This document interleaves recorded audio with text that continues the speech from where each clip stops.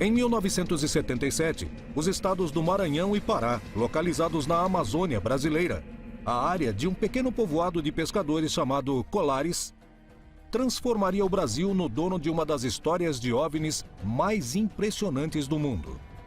A importante quantidade de testemunhas, as evidências físicas, as imagens gravadas, a enorme participação militar na região, a documentação de estranhos sintomas na população e o segredo militar guardado durante mais de 20 anos tornaram a Operação Prato em um enigma que, segundo os ufólogos e o militar responsável pela investigação, demonstrou definitivamente a presença de seres de outros planetas na Terra. Houve um fato que não se repetiu em lugar algum do mundo, que era uma manifestação de discos voadores, de naves extraterrestres de vários tamanhos. As pessoas viam esse fenômeno, as luzes vinham à noite, raramente de dia, e elas passaram de uma hora para outra a serem mais ativas. Elas começaram a vir mais intensamente e começaram os ataques. No início eram 2, 3 pessoas por semana, depois já eram 15, 20, daí já eram dezenas. Começou a haver, na verdade, pânico. As pessoas passaram a relatar, por exemplo, que esses objetos, ao se aproximarem das pessoas, principalmente à noite, projetavam uma espécie de um feixe de luz que atingia de maneira preferencial as mulheres sob o seio esquerdo. E as mulheres, muitas vezes, desfaleciam e ficava uma marca cheia de pequenos furos. O fenômeno chupa-chupa recebeu esse nome porque as luzes pareciam atacar e sugar o sangue das vítimas. A população da ilha Colares foi a que sofreu mais ataques de chupa-chupa. Uma grande quantidade de testemunhas se tornou vítima. E eu fiquei, olha, lá na cama deitada. Não tinha vontade, sabe? Aí, quando foi assim, umas 10 horas, eu pude me levantar, muito que eu vinha fraca de dentro do quarto, né? Aquilo estava tudo vermelho aqui. Fiquei quase 2 meses, aquilo ficou tudo roxo no meu braço aqui. Quando sentou, ficou essas 2 marcas aqui, olha. Até agora tem essas 2 marcas no meu braço. Quando eu senti aquele negócio, assim, parece quando a gente esbarra numa eletricidade, que dá aquele choque, me deram 3 sugadas desse lado aqui. Você sabe?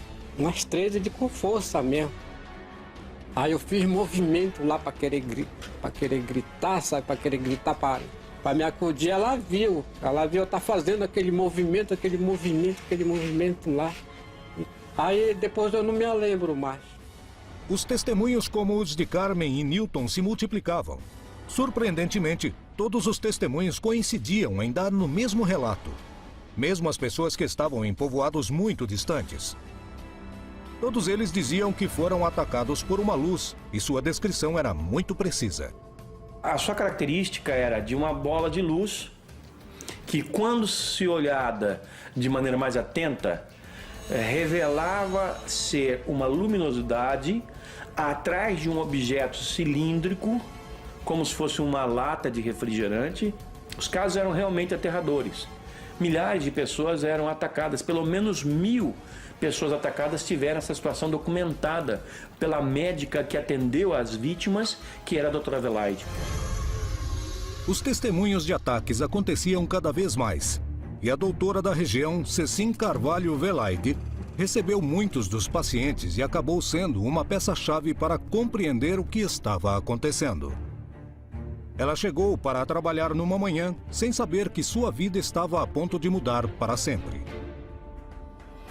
Ao chegar no hospital, que eu era a médica e a diretora ao mesmo tempo, tinha uma família chorando e dizendo que tinha um paciente que tinha sido atacada por uma coisa.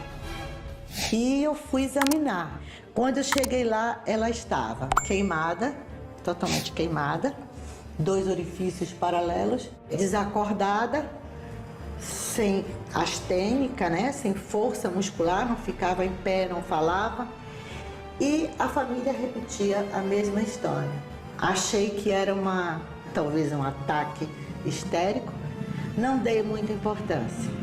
No dia seguinte chegaram 2 casos idênticos, de localidades muito distantes, tipo 10 quilômetros de distância. Eles sempre descreviam as mesmas coisas.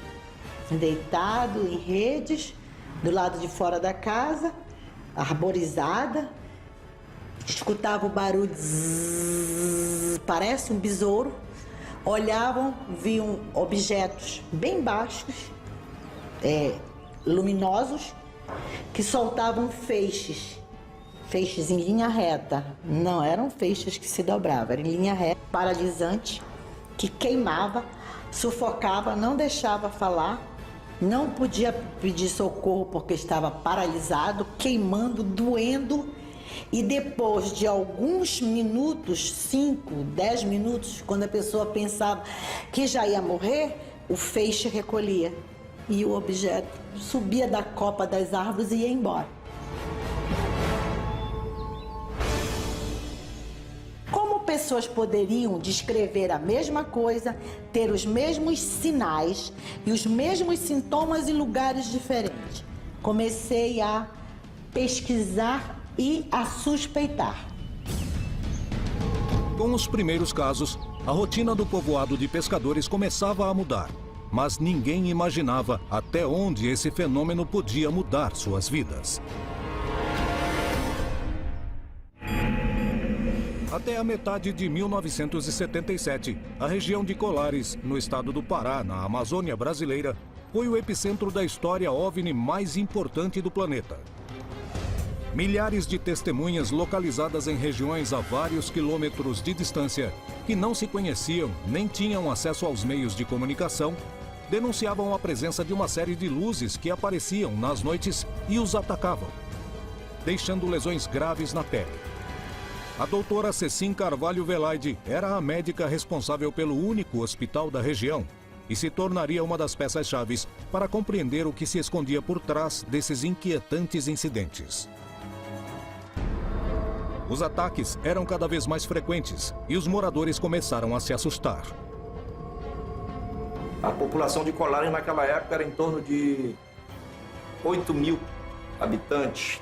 Da ilha como um todo, porque tem várias localidades, mas dentro da cidade tinham em torno de 4.000 habitantes. Desses 4.000 habitantes, 2.000 fugiram da cidade, apavorados com as luzes.